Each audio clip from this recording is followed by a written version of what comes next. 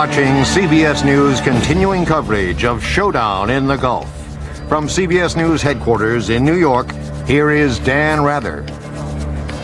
Deeper we go into day 2 of the Gulf War. Here are among the storylines of the hour. The U.S. loses another warplane, its 2nd officially, and the Allies' 5th officially. Iraq hits Israel with 8 conventional warhead Scud missiles. No Israeli retaliation yet, but neighbor Jordan goes on its highest military alert. Another wave of Allied warplanes blasts Iraq, hitting back for the Scud attack on Israel. U.S. F-16s took off from their bases in Saudi Arabia to carry out President Bush's order to hit Iraqi targets again. Mr. Bush gave the order to retaliate for Iraq's missile attack against Israel. Now, there was some damage from the 8 Scud missiles that landed in Tel Aviv and Haifa and other Israeli areas tonight, but only a dozen minor injuries are reported, and it turned out that none of the Saddam Hussein missiles were tipped with any chemical warheads. This is typical of the damage that was caused by those Scud missiles. In Washington, Israel's ambassador said his country had warned that Saddam Hussein was capable of such a move. We knew that this was a calculated risk.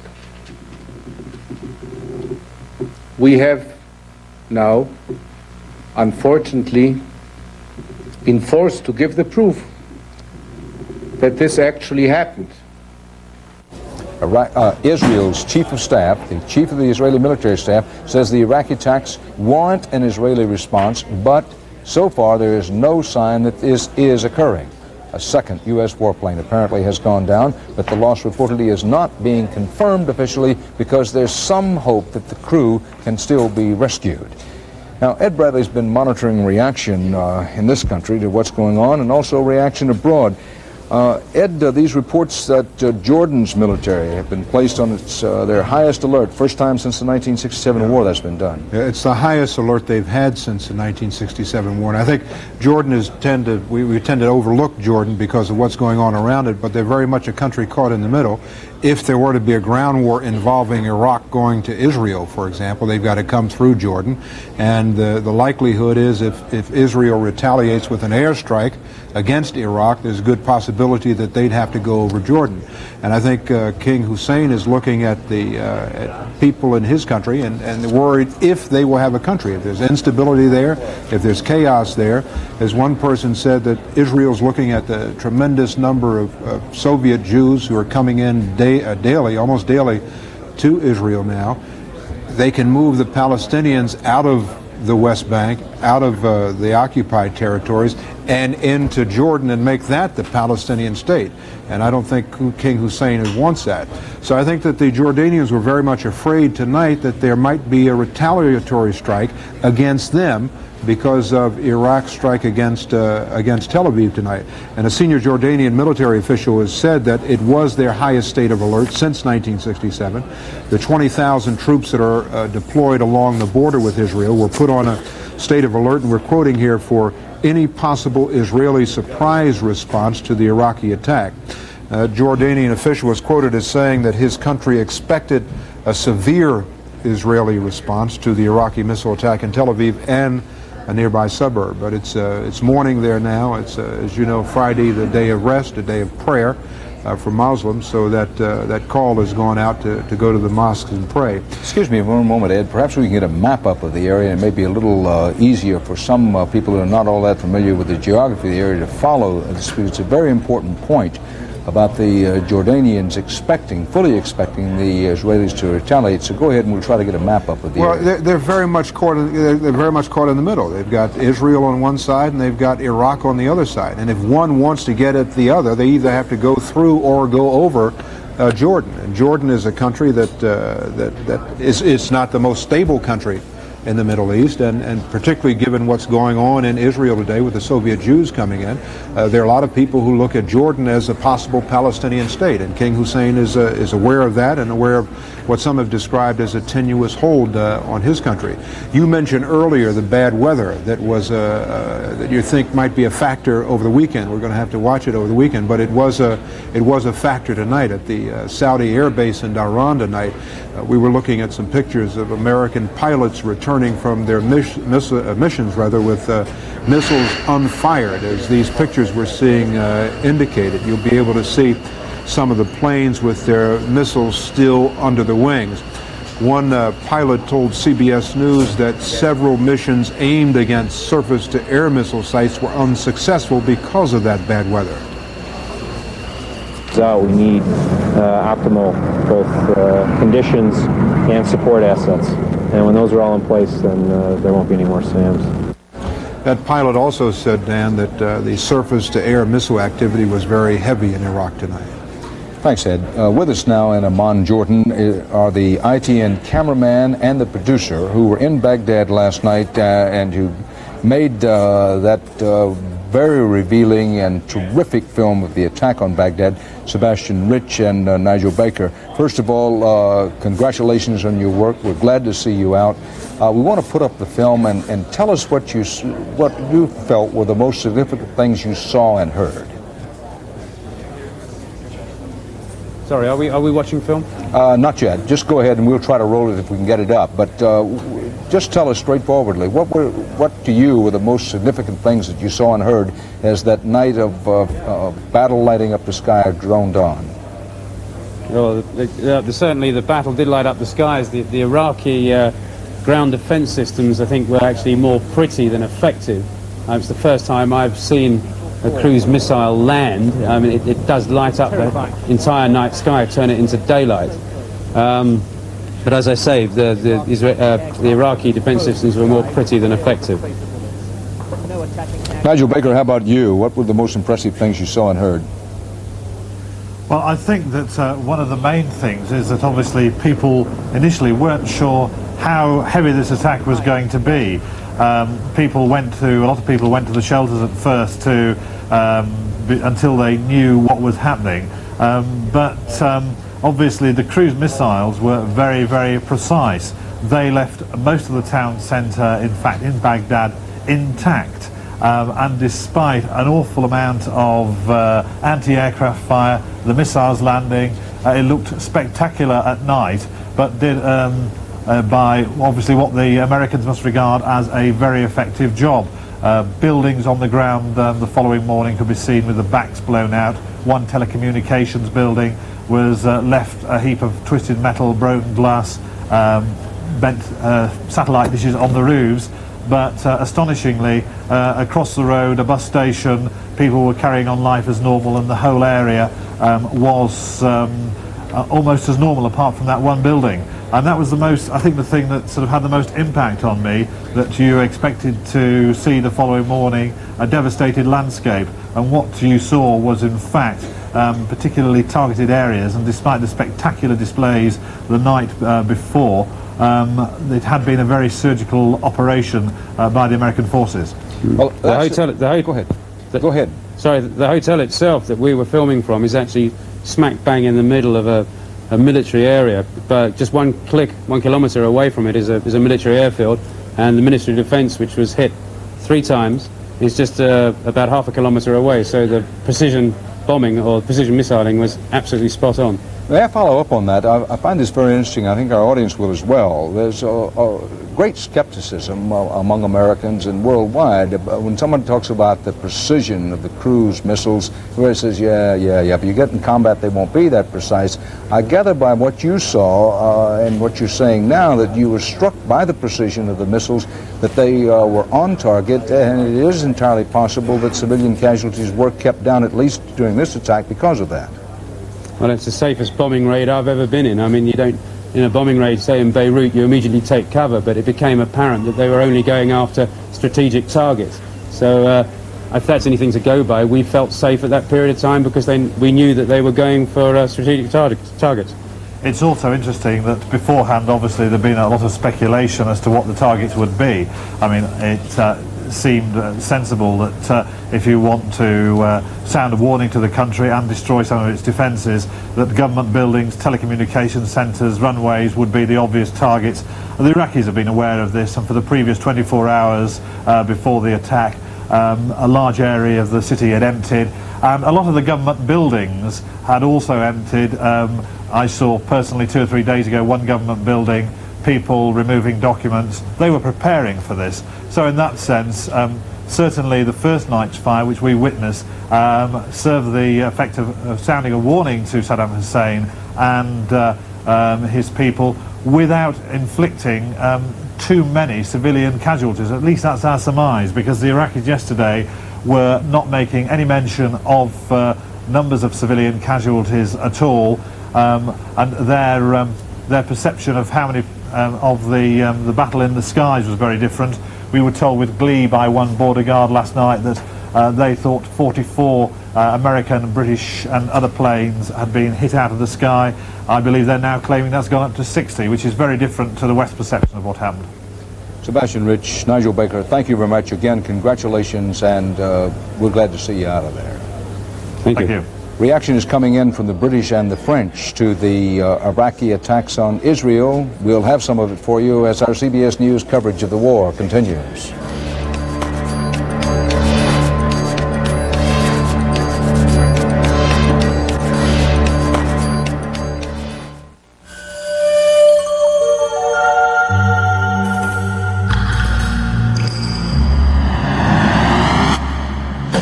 This is not what you want in a shave. Now you've got the edge. This is the shave with 6 rich lubricants. This is the shave that reduces irritation. This is the shave. For less irritation, you've got the edge. From Walt Disney Pictures, on the Alaskan frontier, where nature is man's greatest challenge. A boy rescues a baby wolf. What chance would a wolf cub have of surviving on his own out here? None. And as they grow, they form an extraordinary friendship. You're gonna be okay. Walt Disney Pictures presents a classic adventure. Jack London's White Fang, rated PG. Now playing at a theater near you. Years ago, when this was my piano, your mom helped me dust it with Pledge. Now that it's ours, I use Touchable Pledge. With Pledge, smears just disappear. I taught someone that Same song. Also in a trigger spray bottle.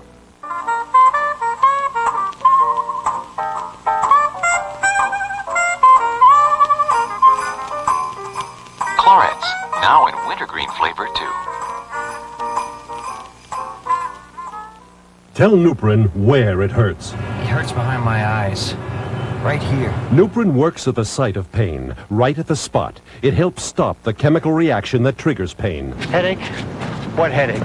Tell Nuprin where it hurts. I overdid it. Pain's right in the small of my back. Nuprin works at the site of pain. It has ibuprofen. It actually works right at the spot, right where you need it.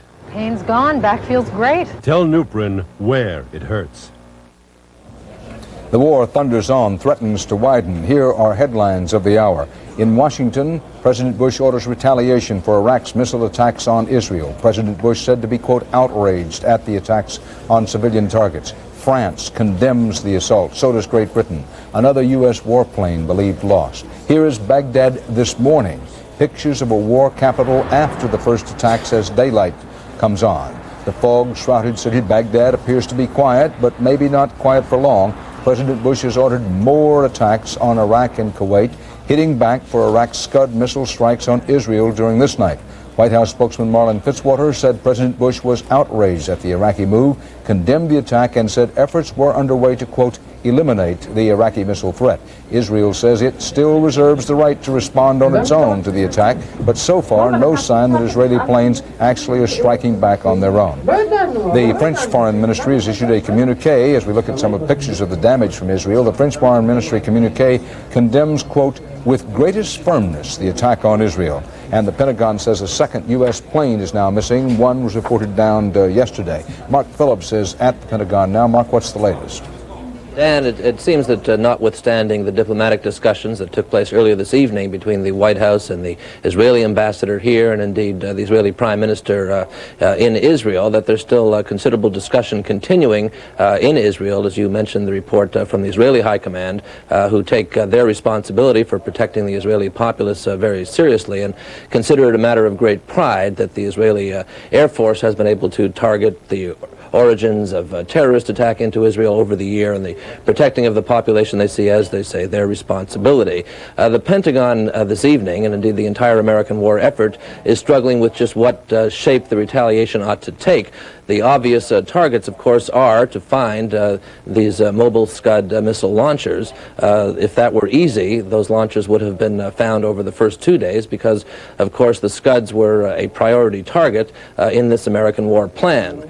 So there's considerable pressure on the Air Force and the Navy flyers now to protect Israel, and because there was an attack as well, a Scud missile fired at Saudi Arabia today, to protect American forces from this, what has now become quite real Scud threat.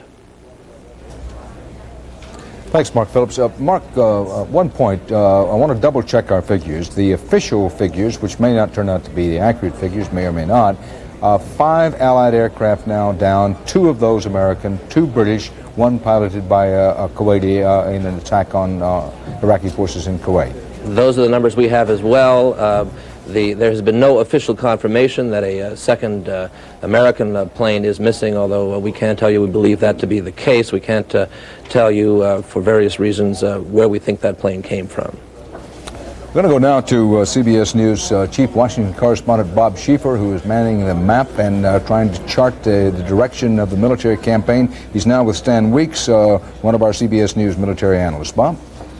Dan, as we sort of await the results of the latest air raid into Iraq by American planes, Commander Weeks and I, he is a retired naval officer, a military analyst, have been talking about if indeed a war comes on the ground, as most of the analysts think it will. One of the things we really haven't talked about yet is the possibility of an amphibious assault on Kuwait. There are Marines out in the Persian Gulf. Tell us a little bit about what we might expect. Is this the kind of place where an amphibious assault could actually be of some value? Yes, there are about 20,000, over 20,000 U.S. Marines afloat in the Persian Gulf area, and as if a ground attack becomes necessary, as the other forces move, clearly anywhere along this coastline there's potential and probability, I would say, that those forces could be used to supplement that attack. They carry their own tanks and artillery ashore through both small landing craft and helicopter envelopment. Amphibious warfare is very complex, particularly facing the type of defenses that the Iraqis have put in this area. It's complex in the need to move those forces from the ship to the shore and the various vulnerabilities from mines close in to air attack, which should be somewhat reduced by the air superiority we would have before that. Well, is this indeed a good place for an amphibious assault? I mean, this is not a great distance from here to there. This is not hundreds of miles of coastline here. It's a fairly compressed area. It is a more defined area, and some of the bottom contours of the water are not the best for it, but there's numerous opportunity even in this more restricted area. Also worth noting is that the current air attacks, as well as the possible use of the 16-inch guns on the 2 battleships we have in there, if we did need to soften this up, as we will before the landing, should reduce some of the inherent complexity of this operation. Your real area of expertise is naval warfare, as it were. We have seen the Tomahawk missiles fired from the battleships. We have not seen the battleships' big guns as yet. Why do you suppose that is? Well, they really haven't had an opportunity to come in and be used in this area.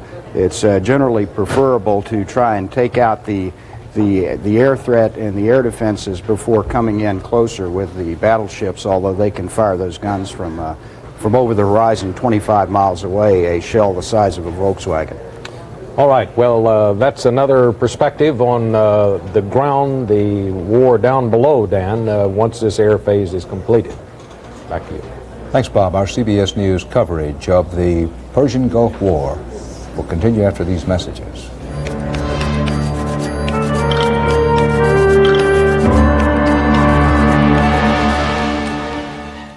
Introducing Glade Plug-ins Air Freshener. It keeps on freshening And freshening. And freshening. Plug it in, plug it in. New Glade plug-ins freshens for 30 days. Plug it in, plug it in. Gently, constantly warms this refill cartridge for a full 30 days. Freshens 30 days, freshens out of your way. Plug it in, plug it in. After 30 days, just pop in a refill. Try Glade plug-ins and plug into 30-day freshness. Plug it in.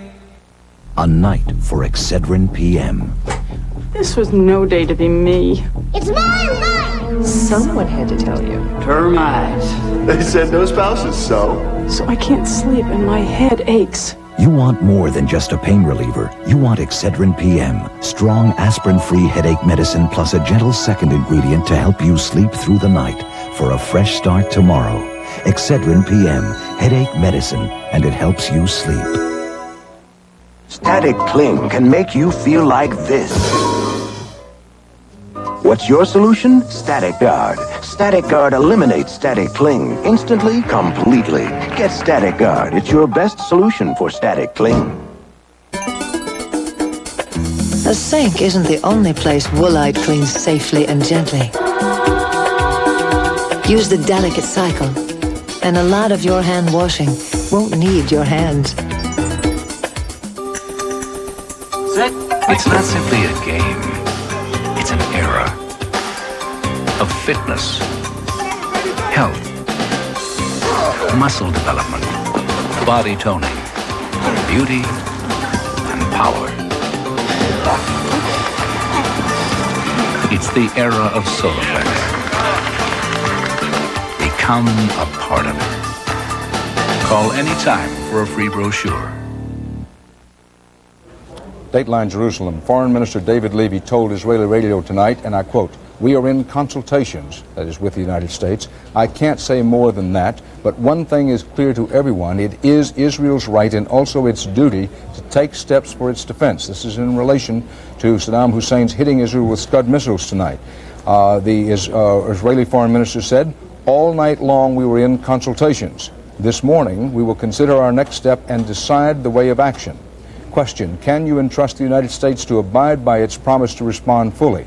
The Israeli Foreign Minister was asked, and he responded, and I quote, "This development is serious. It proves Iraq still has the means," unquote. Part of the still developing new dimension presented in the Persian Gulf War by the Scud missile attack on Israel. Our CBS News coverage of events in the war will continue after these brief messages.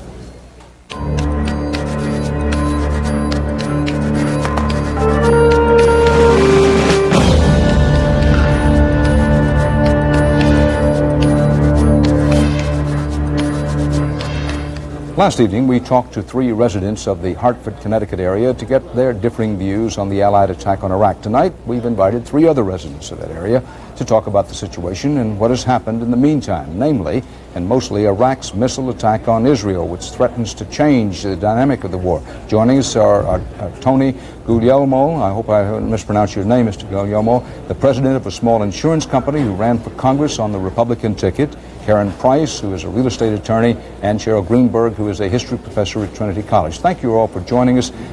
What's your reaction to the events of tonight, and has it changed your opinion about the war?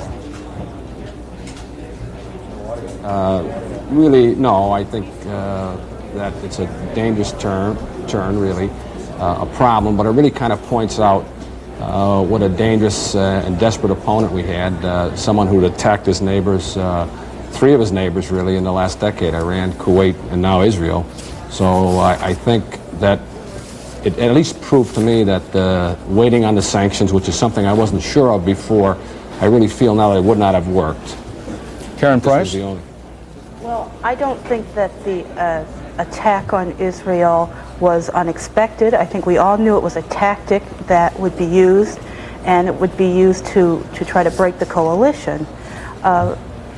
I think the challenge now is to not have it break down that coalition, to stay the course, and to try to eliminate our involvement in that area with as little losses of life as possible. And Cheryl Greenberg, you're a history professor. Maybe you can bring some historical perspective to this. Unfortunately, in the Middle East, there's either so much history that you don't know how to answer it, or too little history because it's so complicated. things seem to change day by day, and it's hard to know what to think from one minute to the next. What's very upsetting is that war seems to be killing everybody on both sides. And we've been arming, if you want to look at history, we've been arming Iraq against Iran. Most of Iraq's military capacity comes from outside sources, and it seems to me that all we're doing is fueling this historically, and we can't really look at it in the past month. We really have to look at it in the past few years. Mr. Guillermo, you ran for Congress on the Republican ticket. There are rumbles in Washington that the Republican campaign hierarchy is licking its lips, believing that President Bush is, as the polls, our new CBS News New York Times poll indicates, on such a high out of this that it can be turned and leveled against the Democrats. Your opinion, is that a wise way to proceed? It certainly could be politically advantageous, but we're talking about now how to hold the country together. Well, yeah, I think that'd be a dangerous thing to do, to make that a re-election theme, especially since there's so much time between now and the election, and usually the economy's paramount in an election. Hopefully, I think most people believe this will be over in weeks and at the most months, and there'll be such a gap between now and the next election. I think it would be something that will be in the background, and then the economy and the pocketbook issues will take over as they usually do. Karen Price, have you seen anything on television, heard anything on radio, seen in the newspapers? You said yourself, I wish they wouldn't do that, or you think is unfair? No, I think the more information that the American people have, the better. And we can't soft pedal the bad aspects of war. That makes it too easy. We've got to face this with true reality and make our decisions about how we proceed based on real live information, not on being spoon-fed figures or facts from a source that may be biased. Cheryl Greenberg, what are you hearing from your students at Trinity College and elsewhere? What are they talking to you about? A picture is sort of created that most students are opposed to the war. Is that accurate in your experience? Well, I haven't taken a poll, but this morning at the peace rally that was held in Hartford, there were 35 students. It was 7 in the morning, which is remarkable for students to get up. So I thought that was a good turnout. This evening, I was on a panel discussion at Trinity. It was just called as a community-wide meeting, and I would say there were 1,000 students there. There are only 2,000 students at Trinity. I think everyone's very concerned. There are people who support the war and people who are against it, but on both sides they're being pretty active. Students got arrested this morning, and I think they're taking a stand, whichever stand they happen to be taking. They're being pretty active about it. Now, Mr. Guillermo, you, as a president of a small insurance company, get around, I would think, around a coffee shop with older people. What fears, what concerns do they express to you as you talk to them? Well, you know, it's funny. We were talking about that a little bit before. I talked to two men who were World War II veterans, and one came in the office and he was totally behind the president and really had very little patience with people who took an opposing view. And then later in the afternoon I talked to another World War II veteran, and his opinion I thought would be the same, and he was 180 degrees, totally opposed, didn't understand why we'd be in that part of the world, and couldn't see any useful purpose to be served by us being there. So it's pretty split. And, well, even in my own family, it's pretty split.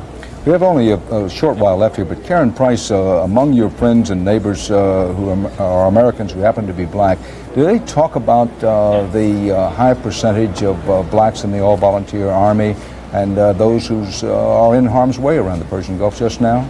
Most definitely. It's a matter of concern to almost every black person that I speak to. The concern is both what happens, what opportunities are given to young black Americans, and are they in effect forced into the Army, but also there's pride for the good work that those young people are doing. Cheryl Greenberg, is there any talk that this war may cause the draft to be started again? The students, do they talk about that? Are they worried about that? Absolutely. In fact, we were just talking about this. If you want to get students out to an anti-war rally, you just put on the poster, "War means draft," and they show up. It's very scary. I have a sister in Tel Aviv and her fiancé in Baghdad. It is terrifying to think that your life is on the line, and it's not quite clear to them why it's on the line. So yes, they're very nervous. Thanks to all three of you for being with us tonight and for sharing the information and views. We appreciate it very much. Our CBS News coverage of the Persian Gulf War continues.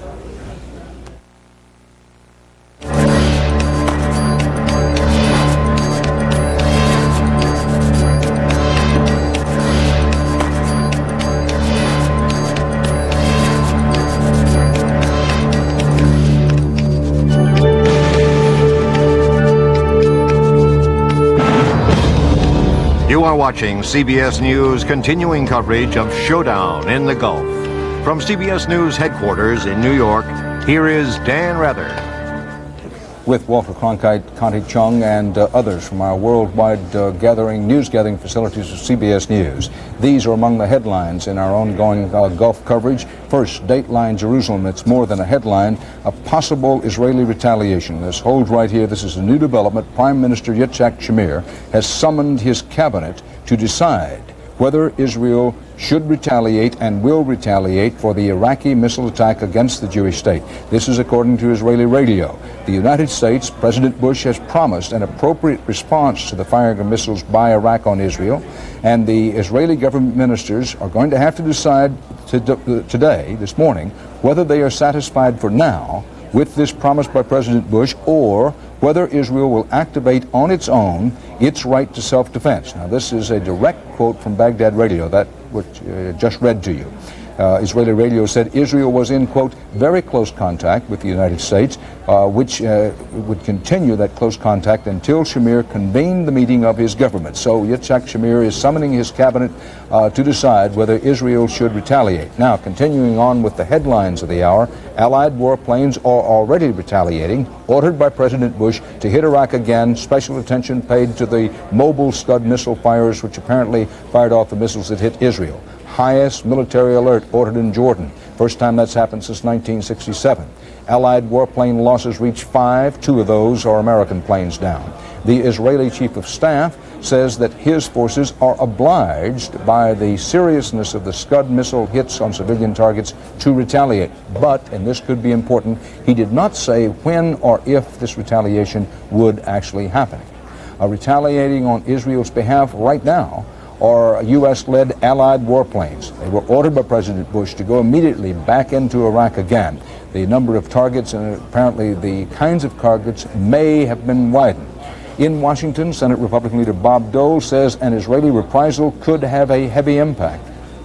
Depending on the seriousness, if the Israelis respond, put considerable strain on the coalition.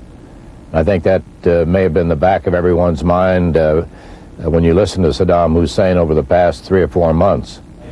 The 8 Scuds with their conventional warheads, no chemical warheads, conventional warheads, blasted Tel Aviv, Haifa, and some other areas of Israel. There was damage. You're seeing videotape of damage in and around Tel Aviv, but only 12 minor injuries and no one killed is the official version of casualties.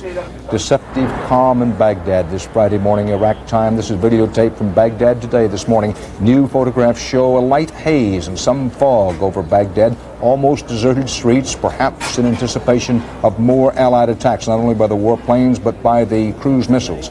Contrast with the scene Wednesday night. That's what you're seeing now, when the warplanes and the missiles first came thundering in.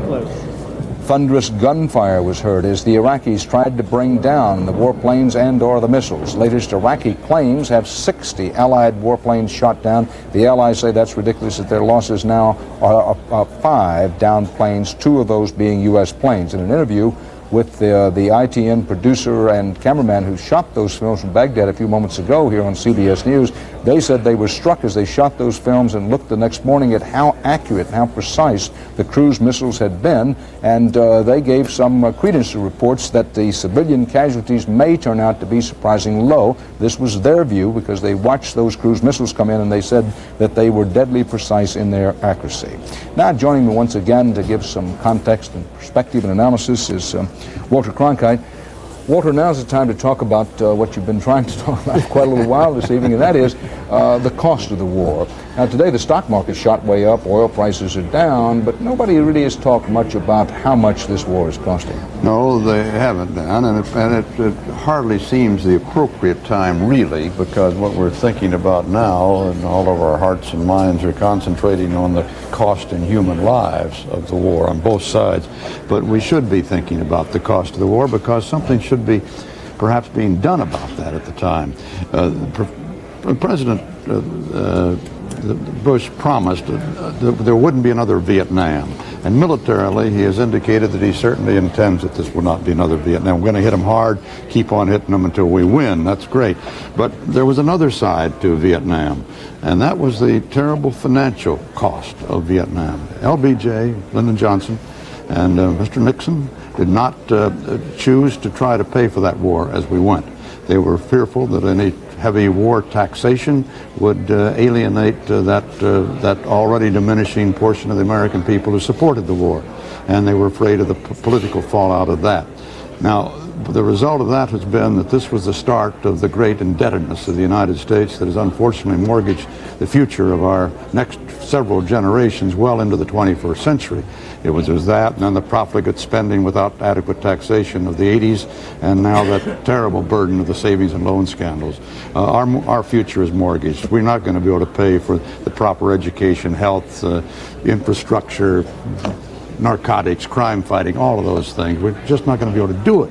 But to load an extra burden of this war upon the very people who are out there fighting it, the young people, they're going to come home and have to carry the financial burden as well. Doesn't seem to be fair and right. And it could, that same thing could turn the American people sort of against the fairness of the war. I think the American people need to make a sacrifice on the domestic front in order to participate in the war effort itself. It's a psychological thing as well as a financial thing. So it would seem to me that with this terrible cost, we ought to be trying a pay-as-you-go war tax right now. We ought to all, it's going to be too late another few months down the line. Then it's already a burden that we're going to have to pay sometime and not leave with our children and their children and their children. We need a war tax now. Look at the cost of this war. The cost of the ammunition alone that we have fired off in the last, 24 hours, and one day, is around $500 million. Ammunition alone. The cruise missile is $1.3 million. That F-18 we lost is $31 million worth of equipment. It's a fantastically expensive thing. And we're going deeper and deeper into that financial hole to pay for this war. Now, why shouldn't we pay for it now? We're the people who voted for it. Our representatives voted for it in Congress. We're the people who said, let's go out there and spend that money and do this thing. Why don't we pay for it instead of waiting for our grandchildren to pay for it? That's my point. A lecture, I'm afraid, but it seems to me something we ought to be thinking about. Walter Cronkite, thanks. Our CBS News coverage will continue after these messages.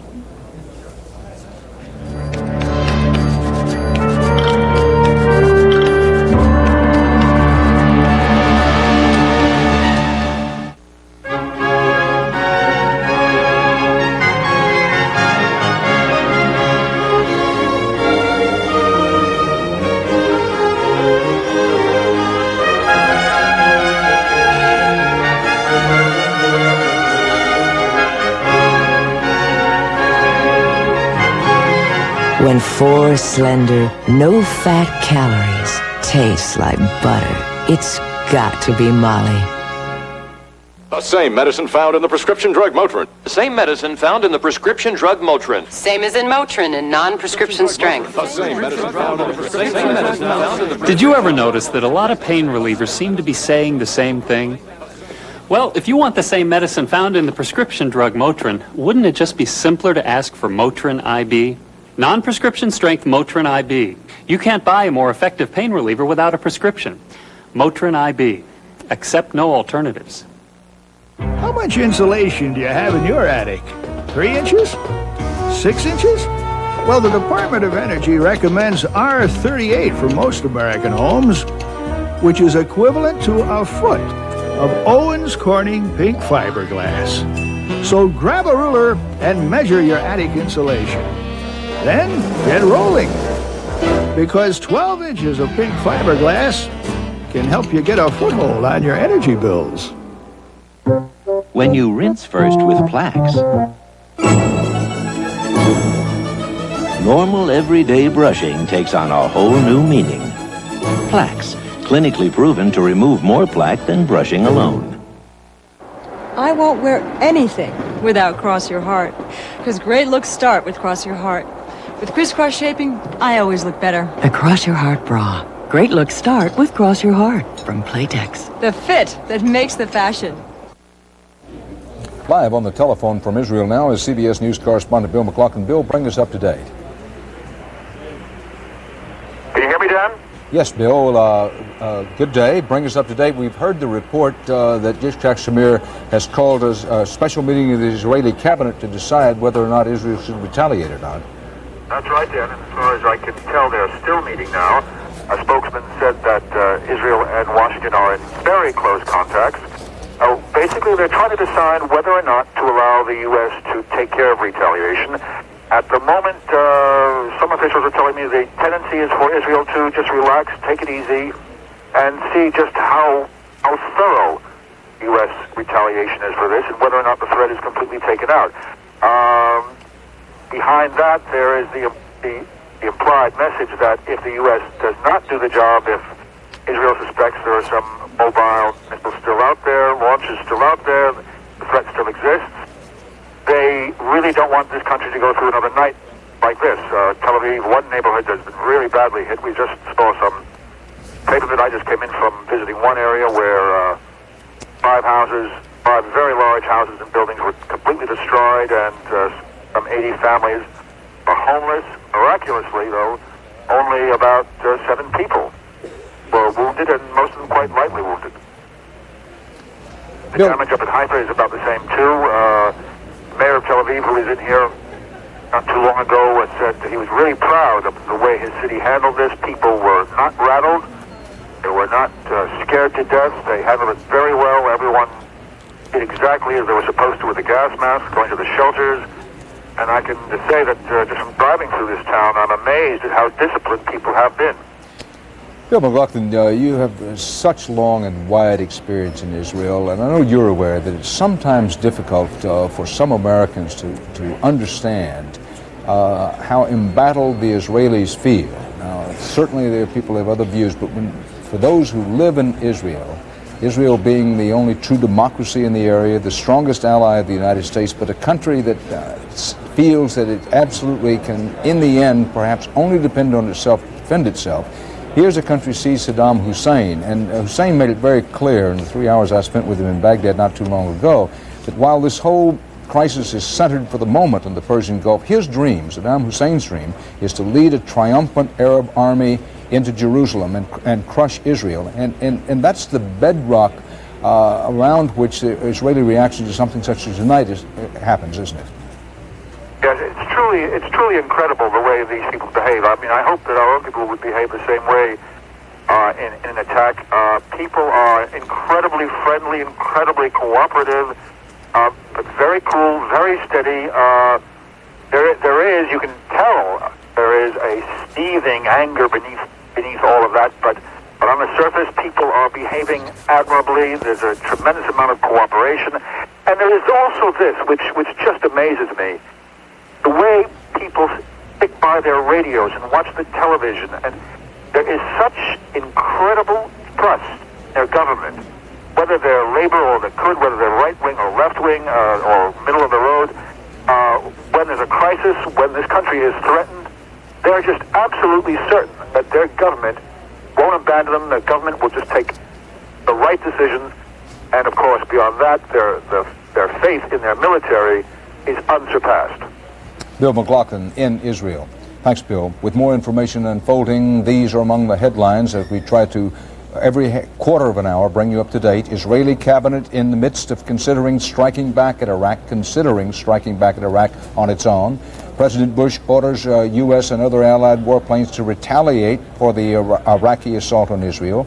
Top Israeli officials suggest that Israel will respond. A second U.S. warplane reported down. Israel's Prime Minister Shamir has reported he has summoned his cabinet into session under discussion whether Israel itself should retaliate for Iraq's missile attack. In Jerusalem, Israel's chief of military staff has called the attack, and I quote now, very serious, and he says, again quoting, such an incident requires a response. He would not elaborate, and he would not say flatly if Israel intended its own retaliation. Up to now, it has been the United States that's been responding. President Bush ordered still more assaults on Iraq and Kuwait in retaliation. The Iraqi Scud missile attacks on Israel caused some damage, some casualties, none of the casualties said to be serious. This is videotape of how much damage one of the Scud missiles with a conventional warhead caused in one Tel Aviv working-class neighborhood. A second U.S. jet plane is reported lost in the raids on Iraq and Kuwait. The first, declared missing officially, was an F-18 Hornet fighter off the carrier Saratoga. Its pilot, now identified by the Pentagon, listed officially missing in action, is Navy Lieutenant Commander Michael S. Spiker, 33 years old, assigned to the carrier Saratoga. Let's go live to KCBS reporter Jody Baskerville, who is at the campus of UCLA, the University of California at Los Angeles, where there were peace demonstrations tonight. Jody, good evening. Good evening, Dan. About 300 students have been occupying the ground floor of the administration building here on campus for about 10 hours now. Now, the students are demanding that all classes be suspended next Thursday in favor of a teach-in about the war. Now, many of the students boycotted classes today in order to take part in this sit-in. They tell me they will not leave until administrators agree to a day of peace and a day of education. Now, Chancellor Charles Young is out of town, but he did get word to the students. He said they could stay here through the night, but they would have to leave in the morning. He also agreed to meet with student leaders sometime in the afternoon. So far, Dan, no arrests have been made. Jody, in talking with them, do you find any difference of opinion? Do you find anybody saying, oh, this is the way I feel, but I'm a little uncomfortable because a lot of people my age have their lives on the line out in the Persian Gulf? No, Dan. Really, it's kind of reminiscent of the 60s, the demonstrations that used to take place here on the campus of UCLA when this was a hotbed of activism. The students are very committed to their feelings of no war, peace now. They've been chanting the slogans and really coming out in favor of peace. Jody Baskerville of station KCBS. Thanks, Jody. War is dividing the Middle East. That is a given, but it's also polarizing certain of us right here at home. 60 Minutes correspondent Meredith Vieira found a college campus noted for its past controversies where tempers today got very hot. I pray for their souls, but I'm glad they're gone. They stood across from each other on the campus of Columbia. On one side, some 350 students opposed to the war. Money for housing, not for war. Our numbers are still small, one of the organizers told me, because the war caught us by surprise. We had to go in and restore order.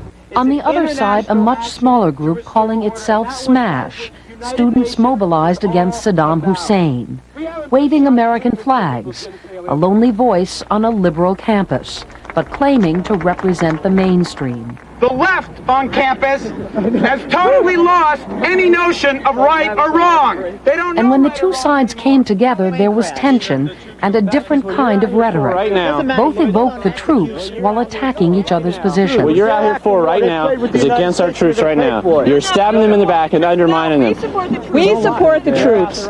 What the Bush administration policy in the Gulf is all about is killing people. In talking with those students taking it all in, we sensed there was no consensus on this campus that once rallied against another war 20 years ago. Just a lot of questions.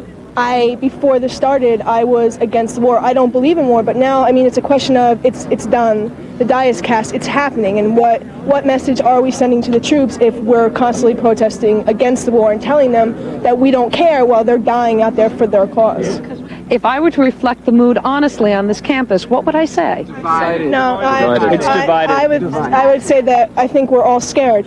And no matter what side you're on, I mean, this is a frightening thing. This is the first time that our generation has ever faced something like this. I mean, it's scary to come home after classes at 7 o'clock and see that we're at war. The students at Columbia on day one of the war, looking for light in the midst of heat. Meredith Vieira, CBS News. CBS News coverage of the war in the Gulf will continue in a moment.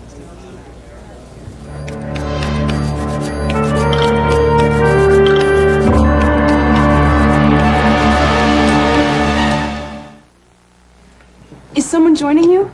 Mm-hmm. Yep. A blind date.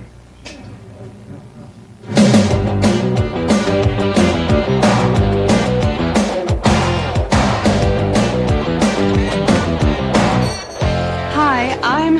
Julie? It's nice to meet you. Why don't we go someplace else? The service here is kind of unpredictable. Crisp, clean Dentine. We'll take care of your breath. The rest is up to you. Come on and lose that weight, get your body slim. Lose yourself in the taste. You gotta Dynatrim, the weight loss plan from the makers of Centrum. Just blend for a delicious shake. Blend longer for a creamy mousse. Or freeze it for a frozen treat. Come on, lose yourself in the taste. More delicious ways to lose it. Shake it, freeze it, creamy mousse it. You've never been so thin. Introducing Dynatrim. Lose yourself in the taste. When you're cooking your best, nothing tastes quite like butter.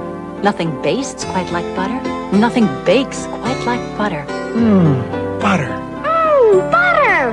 When you're cooking your best, nothing tastes quite like butter. Introducing Glade Plug-ins Air Freshener. It keeps On freshening.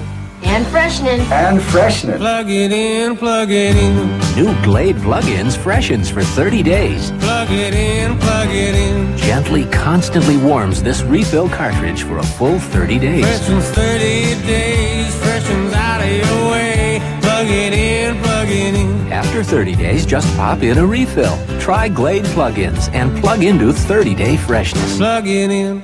I'm a second-half quarterback. That was a stellar performance. 15 pieces of chicken or a supersized bucket of hot wings, just $9.99 each. Anytime you're ready, gentlemen. Super buckets from KFC. Come on, Dad. Well, you think you have problems? Consider for a moment the theater commander, the man in charge of all U.S. military forces in and around the Persian Gulf. Norman, as they call him, Norman Schwarzkopf, former West Point football player, wounded veteran of the Vietnam War, now commanding all the military forces. You're General Schwarzkopf. You have more bosses than Quaker has oats. You got a lot of problems, got a war to run, a coalition to keep in. Now, tonight, Scud missiles land on Israel. Suddenly, Stormin' Norman Schwarzkopf is getting all kinds of help from all kinds of directions, saying, listen, why haven't your planes wiped out the mobile Scud missile fires in Iraq? With bad weather moving in Iraq, General Schwarzkopf, who was trying to get his forces correlated to move on the offensive for possibly a ground attack to free Kuwait, now has to take into consideration, listen, I've got to get these aircraft, get aircraft assigned to go in there and try to wipe out these moving. Keep in mind, these Scud missile fires are mobile, they move from place to place. He's got to assign aircraft to that. President Bush, quote, outraged about the Scud missile attacks on Israel, has ordered more retaliatory attacks immediately on Iraq. And all the same time, General Schwarzkopf is trying to keep the French, the British, the Egyptians, and yes, our new good friends, the Syrians, all lined up. You think you've got troubles? Might want to consider tonight the problems of General Schwarzkopf. Our CBS News coverage of the war in the Gulf will continue in a few moments with Connie Chung, so stick here with us.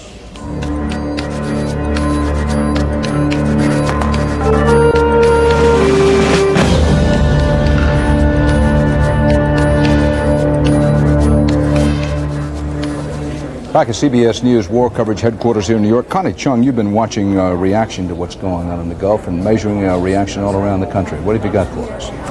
Dan, one of the most difficult things, one of the most difficult jobs of this past day and a half is how to explain war to children, particularly this war, this sudden war. Bruce Morton reports. Today we want to talk about the kinds of things that are on our minds when we think about our dads being away. George? Gene Oliver is counseling these children at Burbank Elementary School in Hampton, Virginia. That's a military town, and all of these kids' fathers are in the military in the Gulf. If it was up to me and I was a general, I'd send my dad back. I would like my dad to come home, and I would like to go over there with him and spend time with him. Well, when I'm with him, he helps me a lot with my homework, and when I don't understand a problem, he usually sits me down for a little while and talks it over with me to make sure I understand. What about real life do you really care about, Matthew? My father. Your father. The kids miss their fathers. Mrs. Oliver tries to help. Can you share that with me, things that we can do as a group? Excuse me? Comfort each other, Sarah, that's good. I would give all my heart to my father and the other troops,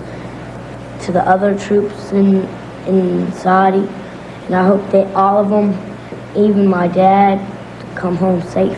I hope that my dad will come back, because if he doesn't come back, then that might make me think that he's dead or something. Mrs. Oliver is good at her job, but this is a tough day for the children. I feel sad. Lonely. Sad. I feel sad too. The marks of war in one small place. Bruce Morton, CBS News, Washington. Not just those children, Dan, but all Americans trying to come to grips with the new reality of going to war. Dan? Thanks, Connie. Let's go now to Bob Schieffer with General George Christ, a military consultant, retired U.S. Marine Corps General. Bob and General Christ, what should we be looking for now in the directions of how the war may go? Well, I think the first thing, Dan, the General and I have been talking, we'll want to know what the results of the raid on Iraq has been this morning. The raid that the President has apparently ordered, General, in retaliation for the missile attack on Israel during the night. One of the things that we've been talking about here that has sort of slipped through the cracks, General, we've been talking about a big missile war. There's also been a small missile war that has kind of gone unreported. Why don't you tell us about that? Exactly. Well, we're talking about Scuds, Bob. The little missiles. There's a missile called a Frog. A Frog is a missile that goes all the way back to 1965. It's carried with these units. It only goes about 42 miles, and it's a little mobile missile. Thursday, the Iraqis decided to fire one of their Frog missiles at the Marines. The Marines weren't having any of that.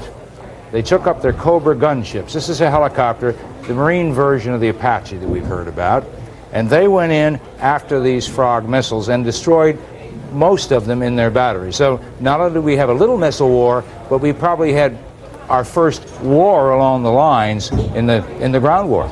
Well, you and I talked last night about the Apache helicopters and how they were actually going across the border and attacking troop emplacements there. Right. Now we now know with this information of a second attack on troops from across the border by Marines.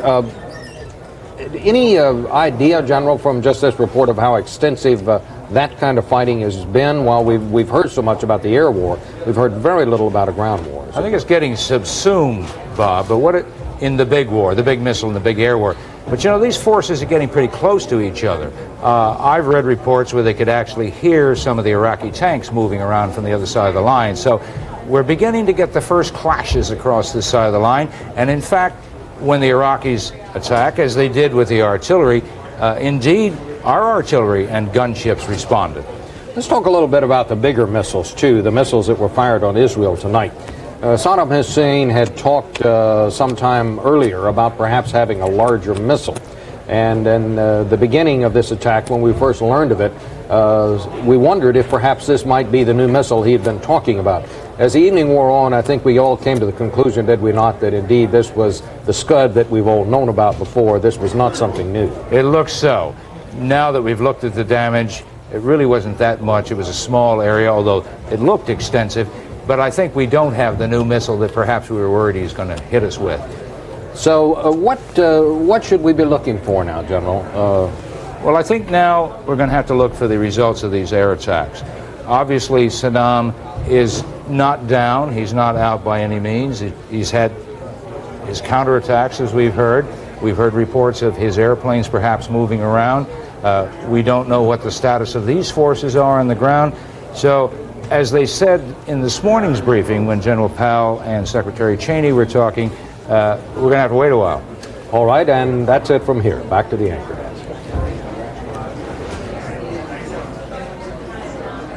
Thank you very much, Bob Schieffer and General Christ.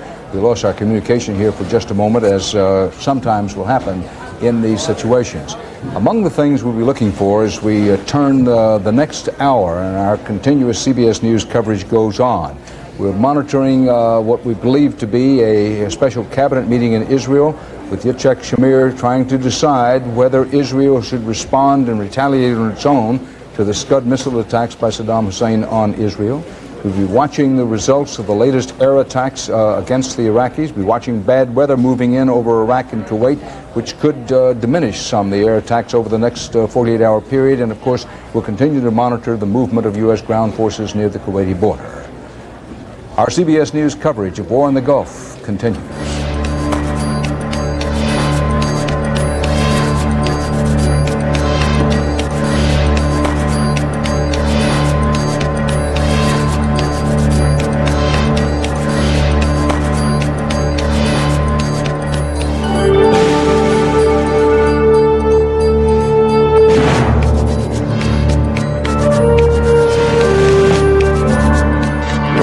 CBS News continuing coverage of Showdown in the Gulf.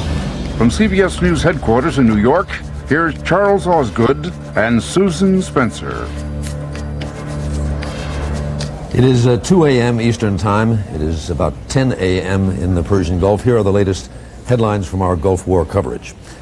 Israel's Prime Minister convenes his cabinet to discuss retaliation for Iraqi missile attack.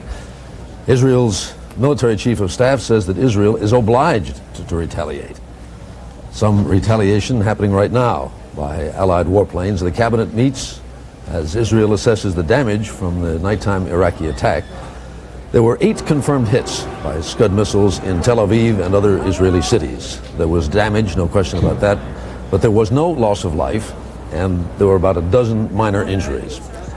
Correspondent Bill McLaughlin reports the cabinet appears to be leaning toward waiting for now to see the results of the new Allied air attacks. Baghdad appears calm this morning, nothing like the scene during the opening night of air attacks.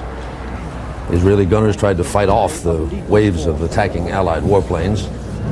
The cameraman who took these stunning pictures gave his impressions. But certainly the battle did light up the skies. The Iraqi ground defense systems, I think, were actually more pretty than effective. It's the first time I've seen a cruise missile land